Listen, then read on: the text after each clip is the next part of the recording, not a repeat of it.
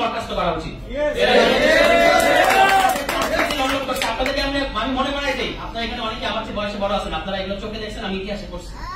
96 সালে বিএনপি ক্ষমতায় এসেছিল দ্বিতীয়বার 2 মাসের জন্য, আপনাদের অনেকে মনে আছে। তারপর 2 মাসের পর তাকে ক্ষমতা থেকে কেন যেতেছিল জানেন? এই আমলাদের কারণে।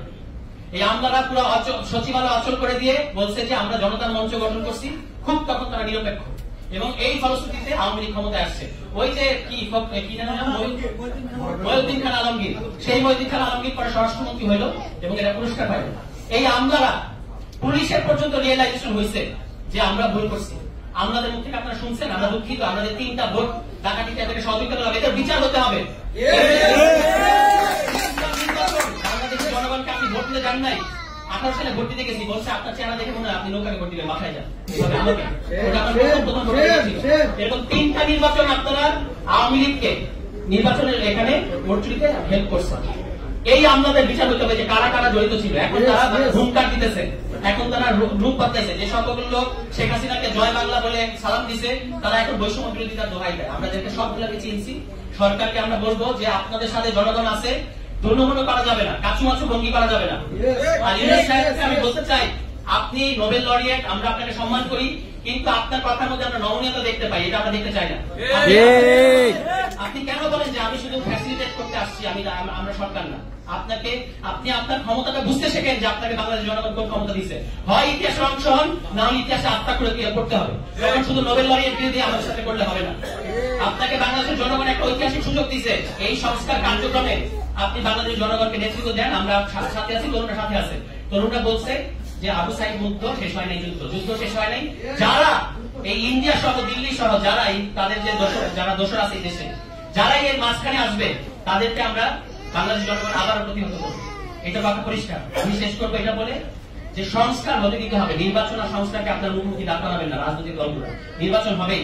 আমরা বাংলাদেশে একটা নির্বাচনী ব্যবস্থা আগেও ছিল, শেখ হাসিনা সেখানে নষ্ট করছে, আবার নির্বাচন হবে বাংলাদেশে। কিন্তু যেটুকু সময় ইউনুস সাহেবের মুখ থেকে আসছে যে 26শে জুন মাস, আমরা যেটা মেনে নিচ্ছি, আপনাদের মানতে অসুবিধা কোথায়? 26শে জুন মানে হচ্ছে অভ্যুত্থানের পরে 2 বছরের কম সময়। অভ্যুত্থান করছে 24শে আগস্ট মাসে, আর উনি বলছেন 26শে জুনে আমি ইলেকশনটা করতে চাই, এটাকে সংস্কার করতে চাই। এই 18 মাস সময়, এই 20 মাস সময় আপনারা দিবেন না? আপনারা তো 15 বছর শেখ হাসিনাকে সরাতে পারেন নাই। এটা আমরা মানি যে আপনাদের দলের অনেক লোকজন, রাজনৈতিক দলের অনেক লোকজন অনেক নির্যাতন ছিল, ঘর ছাড়া ছিল, তাদের অনেক মামলা দেওয়া হয়েছে, কিন্তু আপনাদের আন্দোলনে এই সরকারের পতন ঘটে নাই। বাংলাদেশের জনগণ শেষ পর্যন্ত নিজেদের দায়িত্ব নিয়ে জুলাই মাসে এসে এই ফ্যাসিবাদী সরকারকে ফেলছে। তাহলে আপনারা বাংলাদেশের জনগণের মৌলিক ভাগ্যের পরিবর্তন হয় এমন জিনিস করতে দিতে চান না কেন?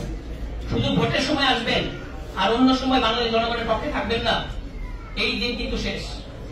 এখন আপনি দেখেন এই নাগরিক কমিটির সৌন্দর্যটা কি, এটা বলে আমি শেষ করি। সারা দেশে আমরা যখন এই রাইজিং কর্মসূচিগুলো করতেছি, এখানে কারা কথা বলতেছে? আপনার সামনে আমি কে কথা বলতেছি?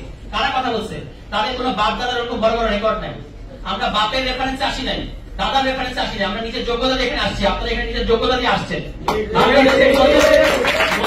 রাজনৈতিক বন্দোবস্ত হচ্ছে এটাই যে বাংলাদেশের জনগণ নিজের নেতৃত্ব দেওয়ার অধিকার আছে।